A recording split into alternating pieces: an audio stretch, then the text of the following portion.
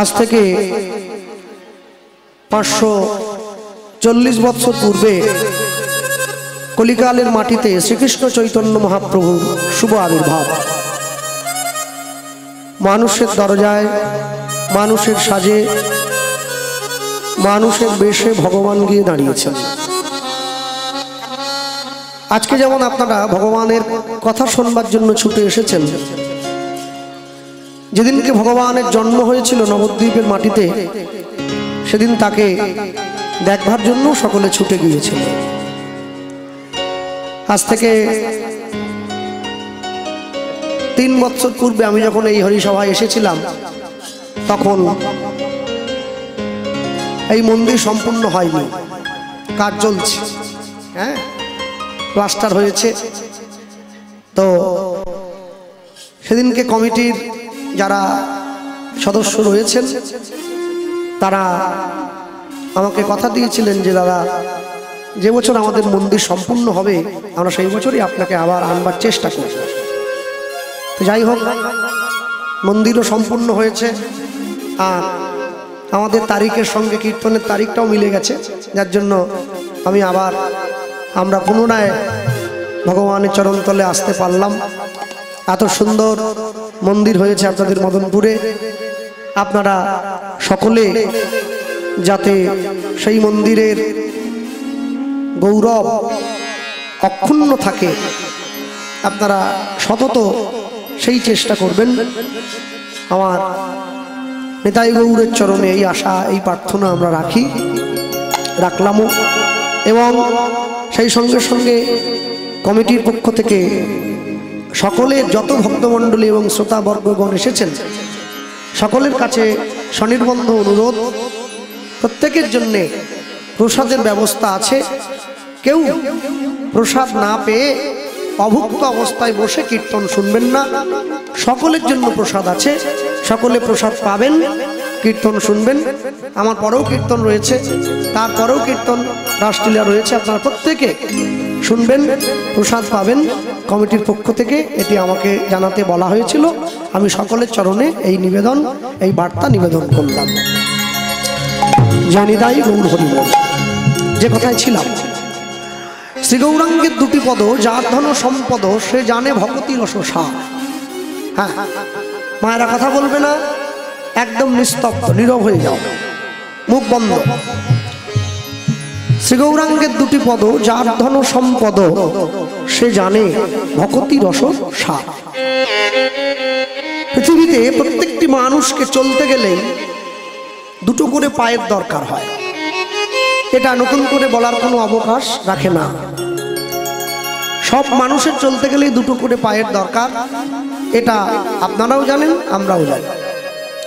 কিন্তু রাজার 2টো পা আর ভিখিরির 2টো পা, এই 2টো পায়ের মধ্যে একটু তফাৎ আছে। তফাৎটা কি?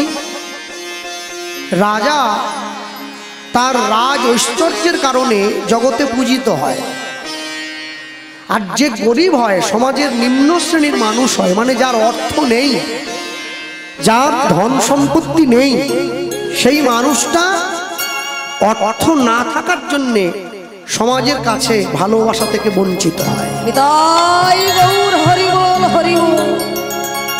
তাহলে তফাৎ কি? তফাৎটা এটাই, শ্রী গৌরাঙ্গের 2টি পদ। বাস্তব জগতে চলতে গেলে প্রত্যেকটি মানুষের 2টো পায়ের দরকার, একটি ডান পা, একটি বাম পা। সেই ক্ষেত্র ধরে চৈতন্য মহাপ্রভুর 2টো পা। তাহলে চৈতন্য মহাপ্রভুর যে 2টো পা, এতে তো নতুন করে বলবার মতো কিছু নেই। তাহলে চৈতন্য মহাপ্রভুর 2টো পা কি কি? এইটাই হচ্ছে তফাৎ। আমাদের 2টো পায়ের সঙ্গে চৈতন্য মহাপ্রভুর 2টো পায়ের একটু তফাৎ আছে। তফাৎটা কি? চৈতন্য মহাপ্রভুর 2টো পা হচ্ছে, একটা পা হলো রাধা, আরেকটা পা হলো কৃষ্ণ। তাহলে শ্রী গৌরাঙ্গের 2টি পদ, এই 2টো পা, এই 2টো চরণ যে সম্বল করতে পারে, যার ধন সম্পদ, এই 2টো চরণ যার জীবনে ধন এবং সম্পদের মতো কাজ করে, সে জানে ভকতি রস সার। জগতের ভক্তি প্রাপ্ত করতে গেলে যেটার প্রয়োজন চৈতন্য মহাপ্রভুর চরণ, সেই দিকেই আমাদেরকে নির্দেশ করে। কেন? মনে রাখবেন, যারা বসে আছেন আজকে এই স্থানে কীর্তন শোনার জন্য উপস্থিত হয়েছে, আশ্চর্য কি জানেন, জগতে প্রত্যেকটা মানুষ, প্রত্যেকটা জীব, কুকুর হোক, বিড়াল হোক, ছাগল হোক, এমনকি মানুষ, প্রত্যেকটা জীব চায় যে আমি জীবনে সুখী হতে চাই। যে বেড়াল পরের বাড়িতে থেকে বড় হয়, বেড়াল বেড়ালের মতো করে খুশি হতে চায়। যে সিংহ জঙ্গলে আছে, সেই সিংহটা তার মতো করে খুশি হতে চায়। যে মানুষ সংসারে আছে, সে তার মতো করে সুখী হতে চায়। কিন্তু এখানে একটা কিন্তু যোগ করা আছে। কিন্তু কি? ভগবান সবাইকে সবটা দিয়ে পাঠাননি। এরকম আচ্ছা, যারা আসলে বসে কথা বলছে, ধরুন গল্প করে বা গল্প করছে, যারা আসরে বসে গল্প করছে তারা কিন্তু মাইকের সামনে কথা বলতে পারবে না। পারবে কি? পাশাপাশি বসে গল্প করছে, তারা কিন্তু মাইকের সামনে বসে দাঁড়িয়ে কথা বলতে পারবে না। আটকে যাবে, ঘাম দিয়ে দেবে, আগেরটা পরে হয়ে যাবে, পরেরটা আগে হয়ে যাবে। আবার যে মাইকের সামনে দাঁড়িয়ে কথা বলছে, সে কিন্তু আসরে বসে তার বেশি কথা পছন্দই হবে না। সে চায় যত কম কথা হবে তত আমার ভালো। আপনি কথা বললে সে বিরক্ত হবে। হ্যাঁ, ঠিক তেমনি ভাবে ভগবান প্রত্যেকটি জীবকে সুখী থাকার পথ বলে দিয়েছেন, কিন্তু কাউকে সম্পূর্ণ সুখ দিলেন না। যেমন কোকিলকে কণ্ঠটা দিলেন, কত সুন্দর ডাক দেয়, রূপটা কেড়ে নিলেন। কোকিল তো দেখতে ভালো নয়, কিন্তু কণ্ঠটা দিয়েছে। আবার ময়ূরকে রূপটা দিলেন, কণ্ঠটা কেড়ে নিলেন। ময়ূরটা দেখতে কত সুন্দর, কিন্তু গলার স্বরটা একদমই ভালো নয়। ঠিক তেমনি সাধুকে সুখ দিলেন, সংসার কেড়ে নিলেন। হরি বল, হরি বল। আর সংসারী মানুষকে সংসার দিলেন, সুখটা কেড়ে নিলেন। এক জীবনে চাইলে আপনি সমস্ত কিছু পূর্ণ করতে পারেন না। কেন বলুন তো? জগতে এমন অনেক কীর্তনীয়া আছে, দেখবেন যাদের গানের গলাটা ভারী সুন্দর হয়, আচ্ছা, কিন্তু তার শাস্ত্রগত দখলটা কম। আবার এমন অনেক কীর্তনীয়া আছে যার শাস্ত্রগত দখলটা অনেক বেশি, গানের গলাটা ভালো না। কিন্তু যার দুটো দিকই ভালো, ভালো গানও গায়, দামি দামি কথাগুলোও বই পড়ে পড়ে লোককে বলে। শাস্ত্রগত দখল মানে ইউটিউব থেকে টুকে বলে আমি ওটা দখলের কথা বলি, ও তো চুরি করা হয়ে গেল। নিজে পড়ে আস্বাদন করে বলে, গুরুদেবের কাছে গিয়ে বসে শিখে তারপরে বলে, আমি সেই বলার কথা বলছি। ভালো গান শিখতে গেলে যেমন ভালো মাস্টারমশাই ধরে গান শিখতে হয়, তেমনি কীর্তন আসরে ভালো শাস্ত্র আলোচনা করতে না। তা বলে ঝাঁটা জুতোর গল্প বললে ওটা শেখার দরকার নেই। শাস্ত্রগত আলোচনা করবার জন্য তার জন্য ভালো গুরুদেব ধরে শিখতে হয়, তবে বলা যায়। তাহলে যার দুটো দিকই ভালো, ভালো গানও করে, ভালো কথাটাও বলে, সে তো কীর্তন সম্রাট সুমন ভট্টাচার্য। দুটোই ভালো, গানটাও ভালো, কথাটাও ভালো। সেইটা সবার হবে না, ওটা আপনি লক্ষ্যে একজনের পাবেন। একে ঐশ্বরিক স্বীকৃতি বলা হয়, এটা সবার থাকে না। ঠিক তেমনি ভাবে যারা আজকে কীর্তন শোনার জন্য এসে বসেছেন, হ্যাঁ, দক্ষিণ 24 পরগনার নিয়ম আছে। কি নিয়ম? প্রথমে একটু কথা হয়, আস্তে আস্তে আস্তে আস্তে করে একদম চুপ হয়ে যায়। কেন বলুন তো? নিমন্ত্রণ বাড়ি তো, প্রথমে তো পাতা দেওয়া হয়েছে, পাতাতে কিছু পড়েনি, লোকে তো কথা বলবে, কিরে নুন কোথায় রে, হচ্ছে, আলু ভাজা কোথায় কথা হচ্ছে, এবার নুন দিল, আলু ভাজা দিল, লেবু দিল, তারপরেও হচ্ছে ফিস ফিস ফিস ফিস ফিস ফিস, মানে এখনো অন্ন পড়েনি। এবার যে অন্ন এসে গেল, ডাল এসে গেল, সব চুপ। কেন? এবার তো মুখ চলছে। তো প্রথমে একটু হয়, তারপরে একেবারে নিস্তব্ধ হয়ে যায়। তবে জায়গা মতো ঠিক জিনিসটা দিয়ে দিতে হয়। শ্রী গৌরাঙ্গের দুটি পদ, যার ধন সম্পদ সে জানে ভকতি রস সার। গৌরাঙ্গ মধুর লীলা যার কর্ণে প্রবেশিলা। এই যে বসে আছেন না, যদি অনিচ্ছাতেও শোনেন, ইচ্ছে নেই তবু শুনছি, আজিও শুনিতে যেই, শুনিতে শুনিতে সেই, কি অদ্ভুত চৈতন্য চরিত। কৃষ্ণে উপজীবে প্রীত, বাড়িবে রসের রীত, শুনিলেই বড় হবে হিত। যদি অনিচ্ছাতেও শোনেন, চরিতামৃতকার বললেন, যদি অনিচ্ছাতেও শোনেন, এতেও তার ক্রিয়া হয়ে যায়। কেউ যদি অনিচ্ছাতেও মদ খায়, তার যেমন নেশা হয়, অনিচ্ছাতে ঘুমের ওষুধ খেলেও যেমন ঘুম পায়, অনিচ্ছাতে হরি কথা শুনলেও ঈশ্বরের কৃপা লাভ হয়ে যায়। কিন্তু শোনা বন্ধ করলে হবে না, আপনাকে শুনতে থাকতে হবে। বন্ধ করে দিলে, ছেড়ে দিলে তো স্রোতটা নষ্ট হয়ে গেল। শুনতে থাকুন, ভালো হোক মন্দ হোক শুনতে থাকুন। হ্যাঁ, তবে বিচার অবশ্যই করবেন। আগেরটা একটু বেশি মিষ্টি ছিল, এটা একটু কম মিষ্টি হয়েছে, পরের জনেরটা আরো ভালো লেগেছে, বিচার করবেন। কিন্তু শোনা বন্ধ করবেন না, শুনতে থাকুন। কেন জানেন? এই জন্যই বলছি শোনা বন্ধ করবেন না। আমাদের কত বড় সৌভাগ্য, আমাদের জন্য নাম করছেন স্বয়ং মহাপ্রভু। এক এক করে যে তিনটে যুগ চলে গেছে, সত্য ত্রেতা দাপর, তিনটে যুগে ভক্ত ভগবানের কাছে ছুটে গেছে। কলিযুগে ভগবান ভক্তের কাছে ছুটে এসেছে। মানুষের দরজায় গিয়ে দাঁড়িয়েছে, মানুষের হাতে ধরলো, মানুষের পায়ে পড়লো, মানুষকে বুকে জড়িয়ে ধরে হরিনাম দান করলো। এই ঠাকুর, এই হাতে ধরা পায়ে পড়া ঠাকুর আর কোথায় পাবে তোমরা? কোনোদিন পাবে না। যা পেয়েছো এই যুগে পেয়েছো, অতএব যা বলার এই যুগেই বলে নিতে হবে।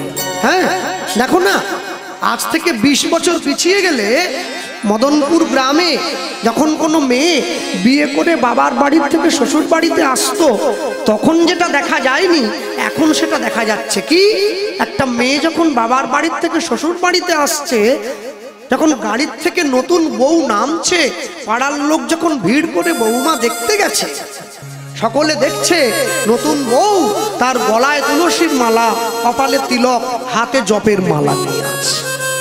কেন?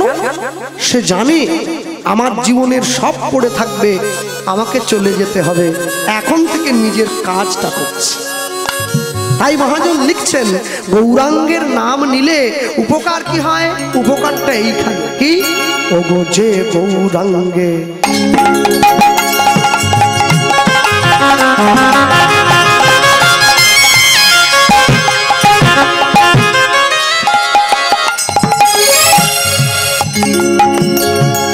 যে গৌরাঙ্গে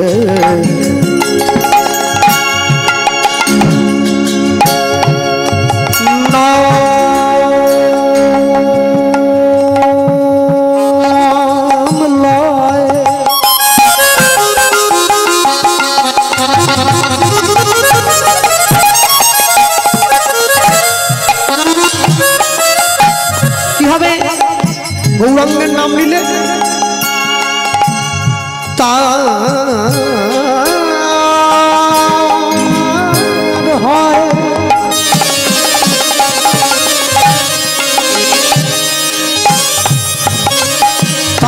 হয়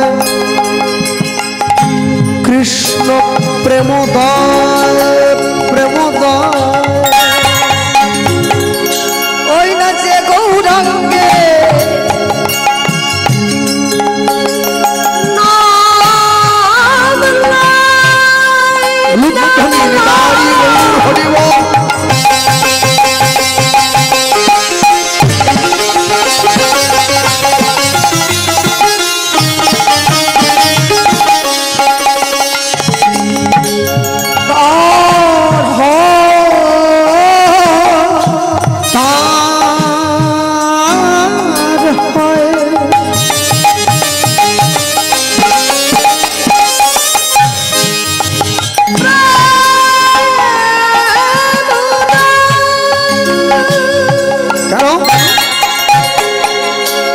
তারে মুই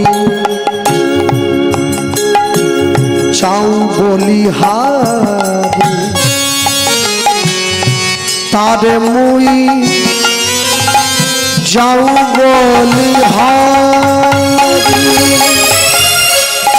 তারে মুই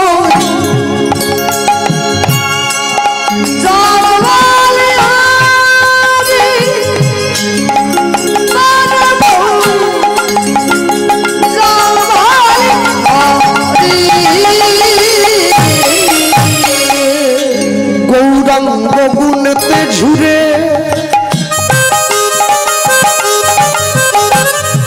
অগণিত লীলা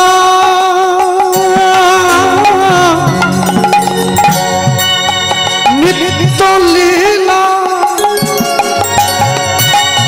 নিত্য লীলা তাহে সুরে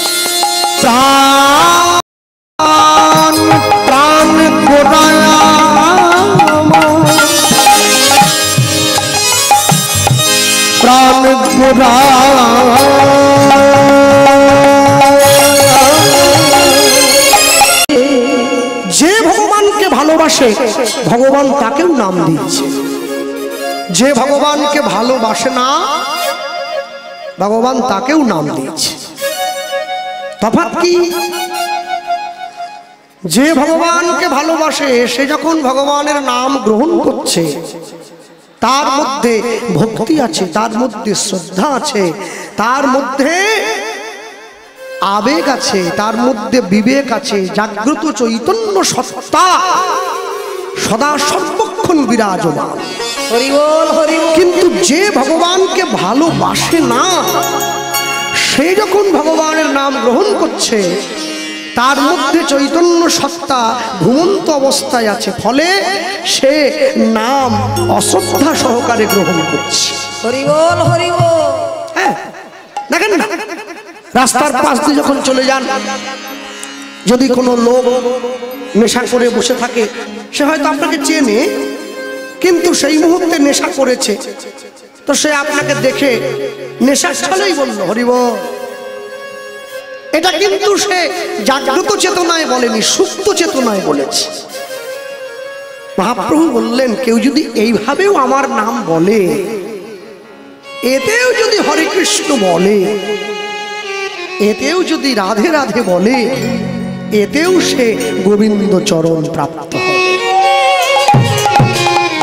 এতেও প্রাপ্ত হবে তবে তফাৎ কি যে ভগবানকে যে মতে ভজনা করতে চায় সেই মতে ভজনা করতে হবে হরি বল হরি বল ভগবানের সঙ্গে মিত্রতা করে ভগবানকে পেতে অনেক কষ্ট করতে হয় ভগবানের সঙ্গে শত্রুতা করে ভগবানকে শিগগিরই লাভ করা যায় হ্যাঁ দেখেন না অনেকে বলে দাদা তাহলে আপনারা যে কীর্তন টীর্তন করেন আপনারা কি আমিষ টামিষ খান না বললাম না তবে হয়তো প্রয়োজন পড়লে কোনোদিন খেতেও হতে পারে সে কি হরিনাম করছেন আমিষও খাবেন বলছেন আমিষ খাবে বলে ও বলছে না ওর একটা আলাদা উদ্দেশ্য আছে কি বলুন তো ও ভগবানের সঙ্গে শত্রুতা করতে চাইছে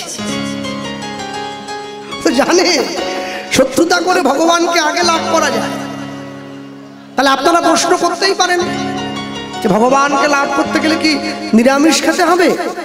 আমিষ নিরামিষের প্রশ্ন এখানে নয়। এখানে প্রশ্ন কোনটা? সাত্ত্বিক আর তামসিক, এই দুটো প্রশ্ন।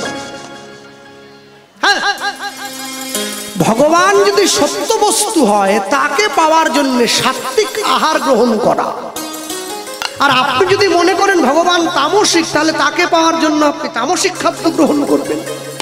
ওটা তো আপনার উপর, আপনি যেমন বলবেন আপনার উপরে নির্ভর করবে। হ্যাঁ, আমার অবশ্য নীতি উল্টো। আমি একাদশী করি না, আমি সবাইকে বলি আপনারা করবেন। আমি তো একাদশীর দিন বেশি খিদে পাই আমার। হ্যাঁ, এই তো এইবারে একাদশীতে মালদায় ছিলাম, কমিটিকে বললাম আমাকে 4 বার খেতে দিতে হবে, 2 বারে হবে না। বলে কেন? বলে একাদশী না, ওদিন খিদে বেশি পায় আমার। আর নিয়ম সভা মাসে তো একবারে 8 বার 9 বার করে খিদে পেয়েছে প্রত্যেক দিন। সে কি বলবো, হ্যাঁ এত খাওয়া খেয়েছি একবার রোগা হয়ে গেছি। যেই আমাকে দেখছি কি আবার রোগা হয়ে গেলে, নিয়ম সভা মাস জানো না, নিয়ম করে খেয়েছি একবারে 8 বার 9 বার করে। যাদের ঠেকা পড়েছে তারা 2 বার খেয়ে ভজন টজন করছে, আমাদের দরকার নেই। হ্যাঁ, মদনপুরে কীর্তন হচ্ছে, মদনপুরে অনেকগুলো পাশাপাশি গ্রামের কমিটি এসছে, গান খারাপ হয়ে গেলে সেই কমিটি বায়না করবে এখানে না ডাকলো না ডাকলো, অসুবিধা কি? আমরা এই নীতিতে চলছি। হ্যাঁ, আমি নিজে লুঙ্গি পরি, সবাইকে বলি আপনারা পরবেন না, কিন্তু আমি পরব, আমার জন্য ছাড় আছে, আপনারা পরবেন না। আপনি আচরি ধর্ম জীবের শিখায়, আপনি না আচরিলে ধর্ম অপরে শিখানো না যায়। আপনি যেমন দেবেন তেমন পাবেন।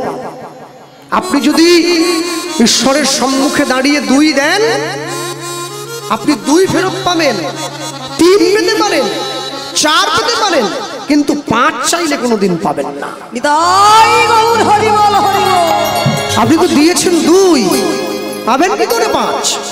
একদম অন্তিমে গিয়ে দীঘাতে গেলে, পুরীতে গেলে, দীঘা পুরীর সমুদ্রে যখন কেউ ঝাঁপ দেয়, আপনি সমুদ্রের ঢেউতে গা ভাসানো মাত্র আপনি লক্ষ্য করবেন ঢেউটা আপনাকে ধাক্কা দিয়ে পাড়ে পৌঁছে দিয়ে যাচ্ছে। নিয়মিত টেনে নিয়ে যায়, আবার ধাক্কা দিয়ে পাড়ে পৌঁছে দেয়।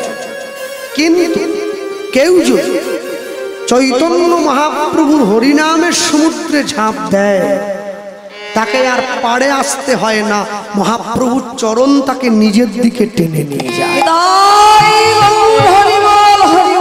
এটাই হচ্ছে তফাৎ।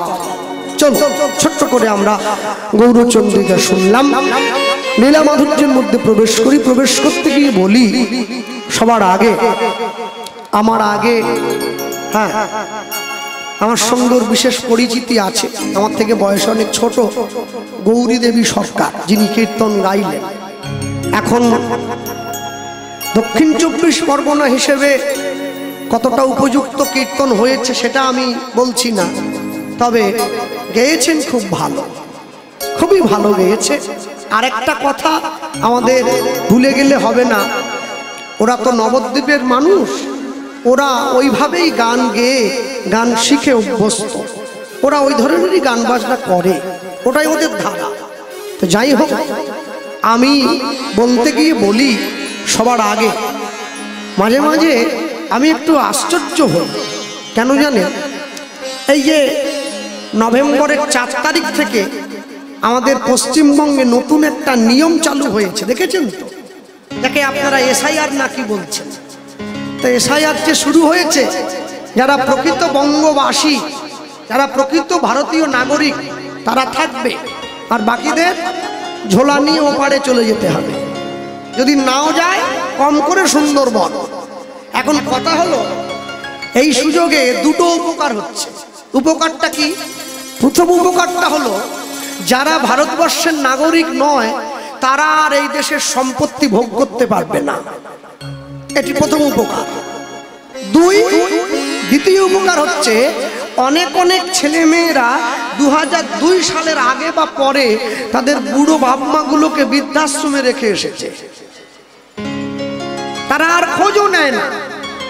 তা এখন এই যে এসআইআর শুরু হয়েছে, এখন এই পদ্ধতিকে কেন্দ্র করে ছেলে মেয়েরা বাবা মার খোঁজ নিতে বৃদ্ধাশ্রমে ছুটে যাচ্ছে। বাবা একটিবার দয়া করে তোমার ওই ভোটের কাগজটা, মানে 2002 সালে তুমি যে ভোট দিয়েছিলে, তা যদি না হয় বাবা আমাদের তো দেশে থাকা দুর্দায় হয়ে যাবে। তা দুটো উপকার হচ্ছে।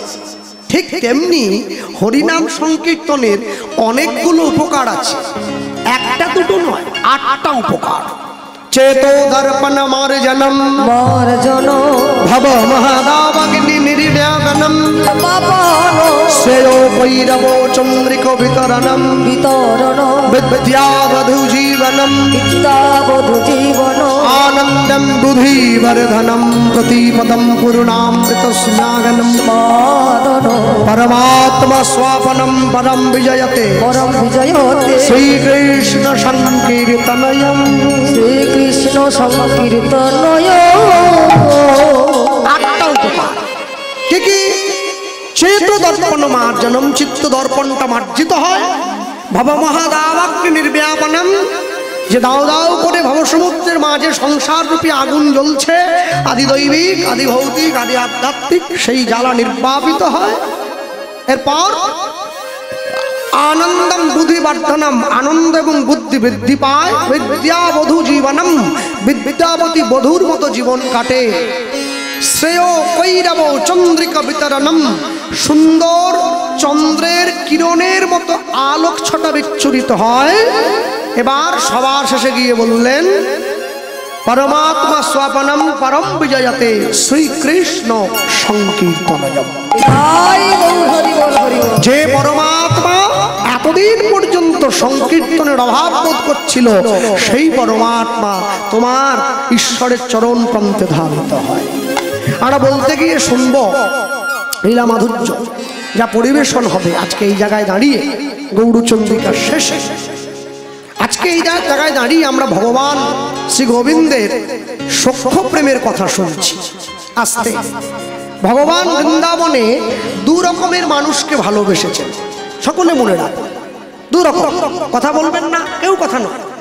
2 রকম মানুষকে ভালোবাসলেন। এক হচ্ছে ভগবানের সখা, আরেক হচ্ছে ভগবানের মিত্র। তাহলে দুজনেই তো একই হতে পারত না, দুজনে একই নয়, দুজনে আলাদা। আলাদা কিরকম? ভগবানের সখা, যে সখার সঙ্গে মিত্রের একটা বিস্তর ফারাক আছে। ভগবানের সখাকে শ্রীদাম, সুদাম, দাম, বসুদাম, সুবল, মহাবল, সুবাহু, মহাবাহু, স্তককৃষ্ণ, অর্জুন, লবঙ্গ, মধুমঙ্গল, এই হচ্ছে ভগবানের 12 জন সখা। তো এরা সখা। আর ভগবানের মিত্রকে, ভগবানের মিত্র হচ্ছে অক্রূর, ভগবানের মিত্র উদ্ধব, ভগবানের মিত্র সুদামা। এরা মিত্র, এরা সখা নয়। তাহলে সখা আর মিত্রের মধ্যে তফাৎ কি? এইখানে রূপ গোস্বামী পাদ খুব সুন্দর করে শ্লোক দিয়েছেন। কাকে সখা বলে, কাকে মিত্র বলে। আসুন প্রথমে শুনে নেই কাকে সখা বলে বলছেন।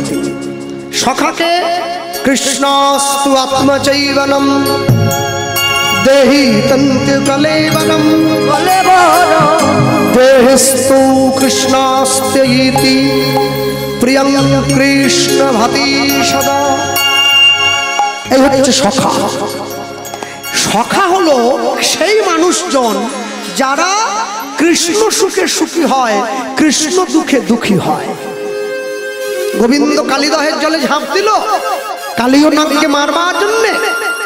সখারা গিয়ে কালীদহের পাড়ে বসে কত কান্না করছে, কৃষ্ণ ফিরে আয়, কৃষ্ণ ফিরে আয়। এ সখা কৃষ্ণকে কাঁধে চড়ে নিয়ে বেড়াচ্ছে, এঠো ফলটা কৃষ্ণকে দিচ্ছে। এ সখা। মিত্রকে আবার রূপ গোস্বামী পাদ ঘুরে লিখছেন কে মিত্র।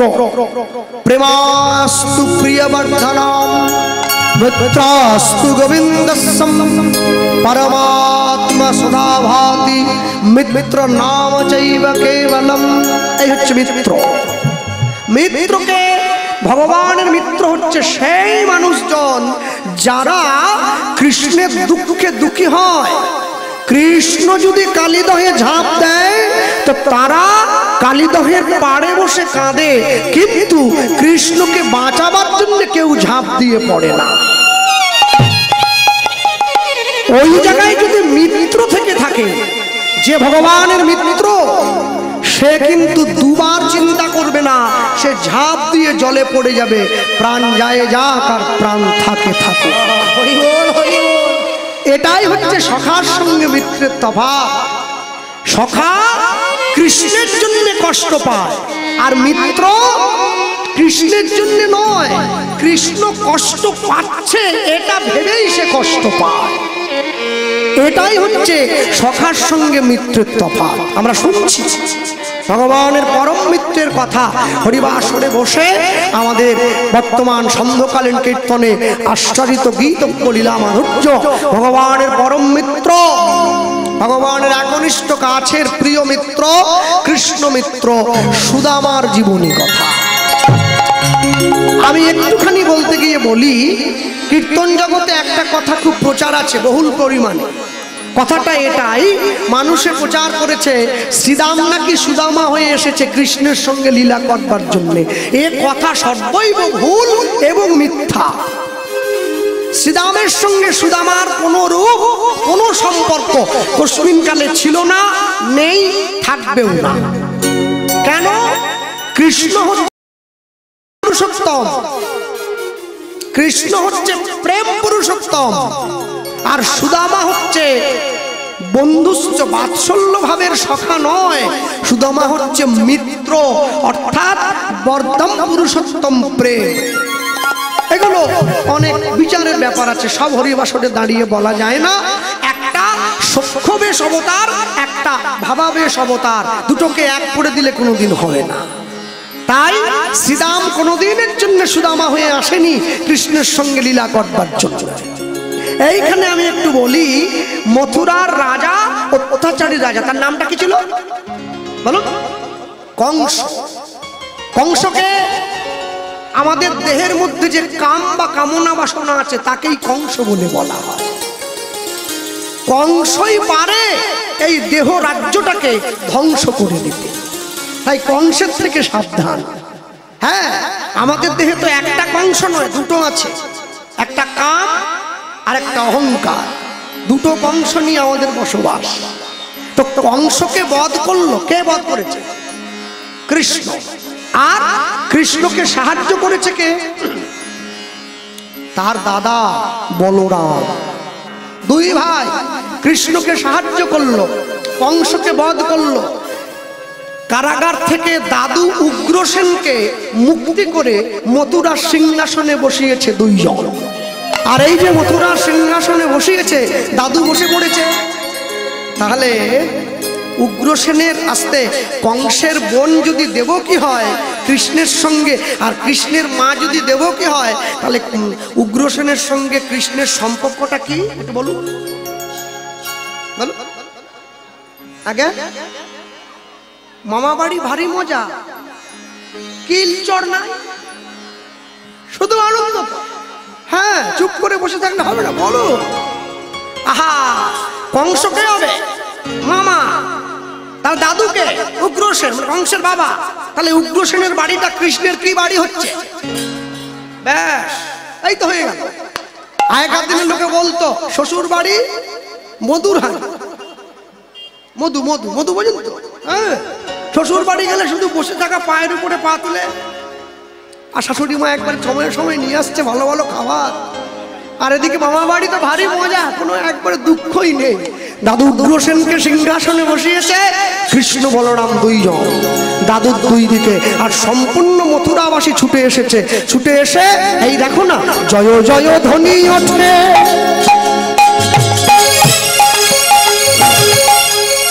একটু হাত তোলা যায়? তুলেছেন? একটু তালি দেওয়া যায়? বাবা, জয় জয় ধ্বনি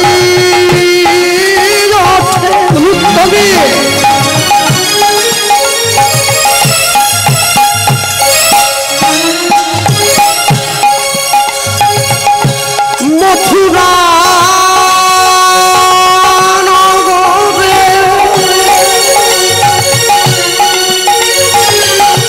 পাপ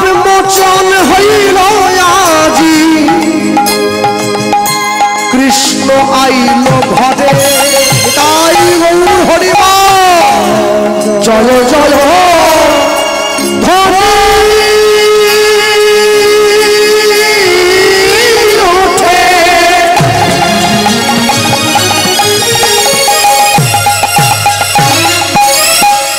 ওই মথুরা নগরে প্রেম সেবা হরি হরি হরি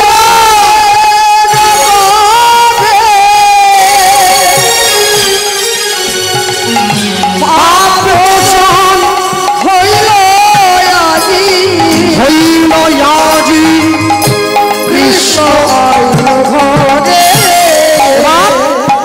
বল সবার বড় ভাগ্য ভালো। ওই না সবার বড়, ওই না ভাগ্য ভালো, সবার বড় ভাগ্য ভালো, সবার বড় ভাগ্য ভালো। ওই না সবার বড় ভাগ্য ভালো। ওই না সবার বড় ভাগ্য ভালো। আপনাদেরও ভাগ্য ভালো। বলি দুয়ারে আজ গোবিন্দ আইল।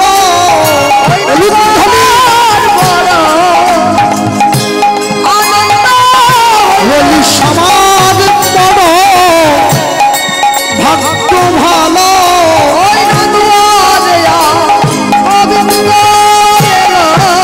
বলি মায়েরা সব লুণ্ঠনি কইল। ওই না দেহ দেহ সংকট ধ্বনি কইল।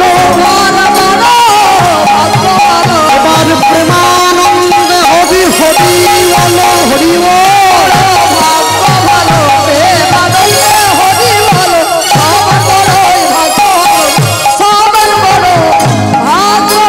বলি পাপ মোচন হইল আজি কৃষ্ণ আইল ঘরে।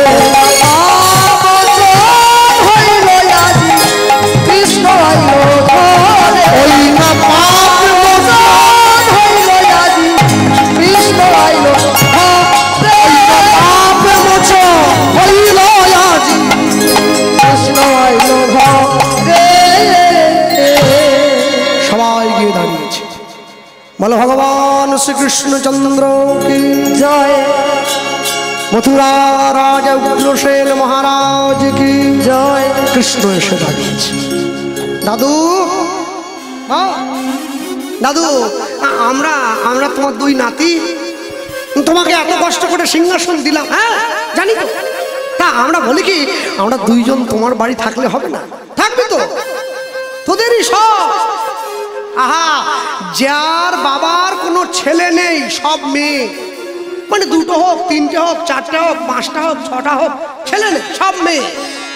তার বাবার যদি অনেক সম্পত্তি থাকে, তার বাবা মনে মনে কি চিন্তা করে, আমার 7 পুরুষের কামাই সব পাবে আমার জামাই। কেন আমার ছেলে নেই? তাহলে আমার তো কেউ নেই, একটা ছেলে ছিল মরে গেছে। তা তোরা আমার দুই নাতি, আমার একটা মাত্র মেয়ে তো। তা তোরা আমার দুই নাতি, মানে আজ থেকে এই সম্পদের উত্তরাধিকার সব তোদের। আমার বলে রাখবো না কিছু, সব তোদের। ভক্তমণ্ডলী মায়েরা যে এই কথা বলেছে, সঙ্গে সঙ্গে কৃষ্ণ বলরাম দুইজন ছুটে গিয়ে দাদুকে বুকে জড়িয়ে ধরে, দাদু তাহলে তো আর আমরা বাড়ি যাচ্ছি না। তখন দাদু উগ্রসেন ডাক দিয়ে দুই ভাইকে বলছে, শোনো, তোমরা না চাইতেই সম্পত্তি পেলে, না চাইতেই অর্থ পেলে, না চাইতেই সব পেলে, একটা জিনিস কিন্তু না চাইতে পাওয়া যায় না, যেটা অর্জন করতে হয়। বাবা কোনটা দাদু? লেখাপড়া করো। স্বদেশে পূজ্যতে রাজা, পূজ্যতে রাজা, বিদ্যান সর্বত্র পূজ্যতে। পূজ্যতে। যে রাজা হয় সে নিজের দেশে পুজো পায়, যে বিদ্যান হয় সে সব দেশে গিয়ে পুজো পায়। হরি বল হরি বল। তাহলে তোমাদের তো পড়াশুনো করতে হবে বাবা। আচ্ছা, পড়াশুনো করে যে বলুন, গাড়ি ঘোড়া চড়ে সে, এখন তো পড়াশুনো করেনি যে তার দিকে অনেকগুলো করে গাড়ি আছে। শুনো, শিক্ষা যদি নাঙল চালায়, মূর্খ যদি করে দেশের শাসন, অনিবার্য হবে এই সমাজের পতন। হরি বল হরি বল। ওকে আটকাবার ক্ষমতা কারণ নাই। তা নিয়ে গিয়ে যখন সম্মুখে দাঁড়িয়েছে, দাদু উগ্রসেন দুই ভাইকে বলছে, তাহলে তোমাদের তো পড়াশুনো করতে হবে। বাবা, হ্যাঁ দাদু, তা পড়াশুনো না, পড়াশুনো করবো না। একবার ভেবে দেখুন না, যে গোটা বিশ্বকে শিক্ষা দিয়ে বেড়ায় তাকে শিক্ষা নিতে বলছে উগ্রসেন। এই ভালোবাসা না হলে কি গোবিন্দ পাওয়া যায় নাকি? যে এই কথা বলল, বলরাম বললে, শোন, দাদু যখন মুখ ফুটে বলেই দিয়েছে, তাহলে আমাদের তো পড়াশোনা একটু করে নেওয়া উচিত। আচ্ছা বেশ, তা দাদু পড়াশুনো করতে গেলে কোথায় যেতে হবে? এই শোন, বেশি দূরে যাওয়ার দরকার নেই, আমি কথাবার্তা বলে সব ঠিক করে রেখেছি। আমার বাড়ির থেকে একটু দূরে একটা জায়গা আছে, জায়গাটার নাম হচ্ছে অবন্তীনগর। অবন্তীনগরটা কোথায়? বর্তমান গুজরাটের উজ্জয়িনী যেটা, ওটাই অবন্তীনগর ছিল। কলকাতা থেকে 1630 কিলোমিটার পথ অবন্তীনগর। ওই অবন্তীনগরে একজন সাধু আছে, না সাধু না, একজন মুনি আছে, যার নাম শান্তিপুনি মুনি। আচ্ছা, সাধু আর মুনির তফাৎ কি? কে সাধু কে মুনি? সাধুকে না, যে শান্ত দাস্য সখ্য বাৎসল্য মধু এই পঞ্চম রসকে আশ্রয় করে যিনি ভজন করছেন তিনি সাধু। মুনিকে যিনি সব চাইছেন কিন্তু জীবনে মুক্তি চাইছেন না, তিনি মুনি। হরি বল হরি বল। কেন মুক্তি চান না? তিনি জানে মুক্তি নিয়ে নিলে আর গোবিন্দ চরণ পাওয়া হবে না, তাই মুক্তি নেব না। তাহলে শান্তিপুনি সাধু নয়, শান্তিপুনি মুনি।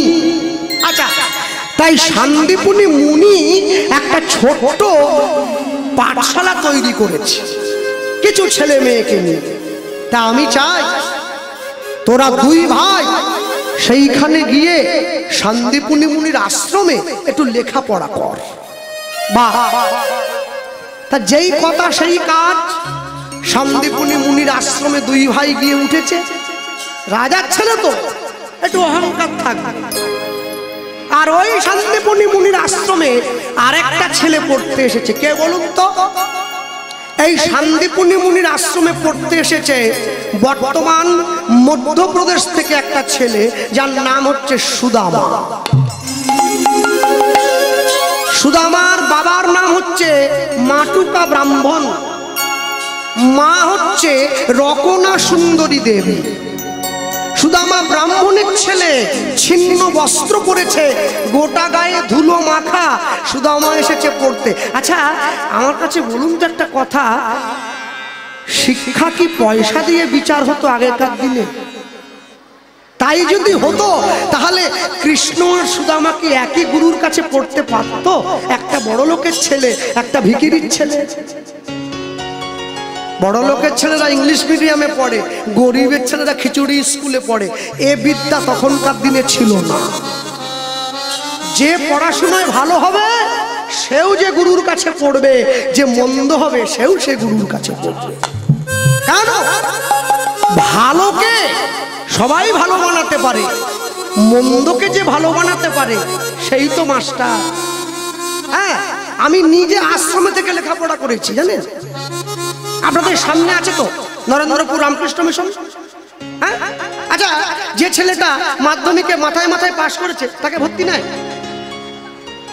ধরুন 300 পেলে পাস, ও 310 পেয়েছে, ওকে ভর্তি নেবে? ওর জন্য নয়।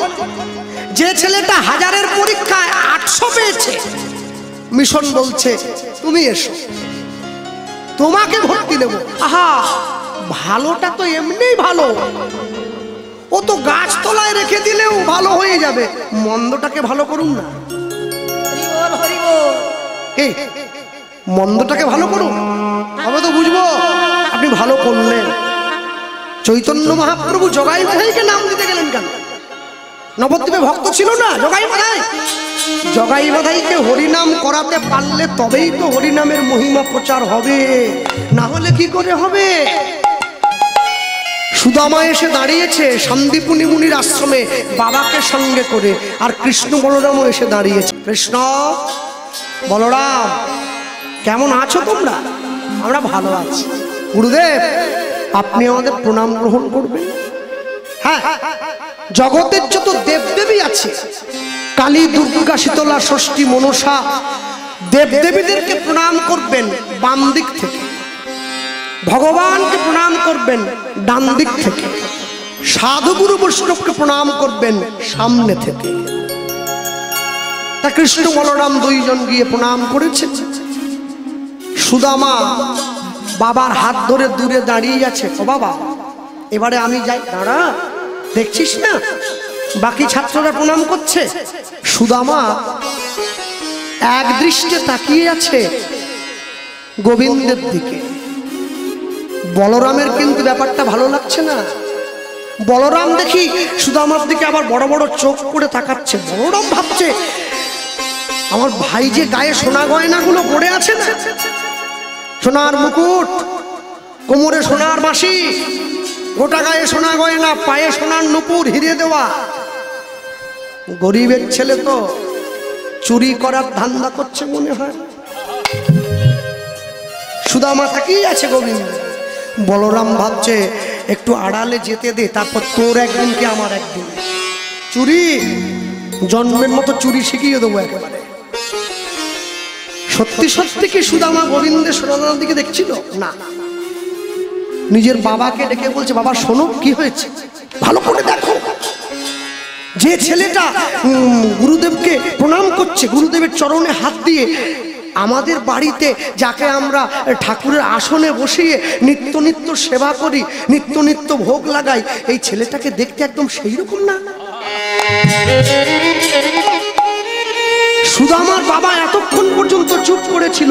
এই দেখি তো, হ্যাঁ সেই মুখে হাসি, হাতে বাঁশি, মাথায় ময়ূরের পুচ্ছ। হ্যাঁ হ্যাঁ ঠিক। না না, গোবিন্দ কি করে হবে? সে তো ভগবান। সে কি, তার কি লেখাপড়ার দরকার আছে না? না, তবে শোন, শুধু আমাকে শিক্ষা দিচ্ছে শুধু আমার বাবা। শোন বাবা, ও তো বড় লোকের ছেলে, দেখে বোঝা যাচ্ছে। হ্যাঁ বাবা, বড় লোক তো বটেই, ধনী। তুই বুঝি ভুলেও ওই ওই ওই বড় লোকের ছেলের সঙ্গে বন্ধুত্ব করবি কেন বাবা? শোন, বন্ধুত্ব সারা জীবন সমানে সমানে হয় রে খোকা। হরি বল, হরি বল। ধনী গরিবে বন্ধু হয় না। উত্তম নিশ্চিন্তে চলে অধমের সাথে, যিনি মধ্যম তিনি চলিবেন তফাতে। মিশবি না, দূরে দূরে থাকবি, দূরে দূরে থাকবি। সুদামাকে ডাক দিয়েছে গুরুদেব, সুদামা এদিকে এসো। সুদামা গিয়ে গুরুদেবের সামনে দাঁড়িয়ে এইবার গুরুদেবের চরণে হাত দিয়ে গুরুদেবকে প্রণাম করছে। গুরুদেব আমি এসেছি আপনার কাছে শিক্ষা গ্রহণ করবো। বাবা সুখী হও। গুরুদেবের চরণে হাত দিয়ে প্রণাম করছে। আমাদের মেদিনীপুর থেকে জানেন কিছু কিছু লোক জগন্নাথ দেখতে যেত আগে আগে, তখন তো গাড়ি টাড়ি ছিল না, পায়ে হেঁটে যেত।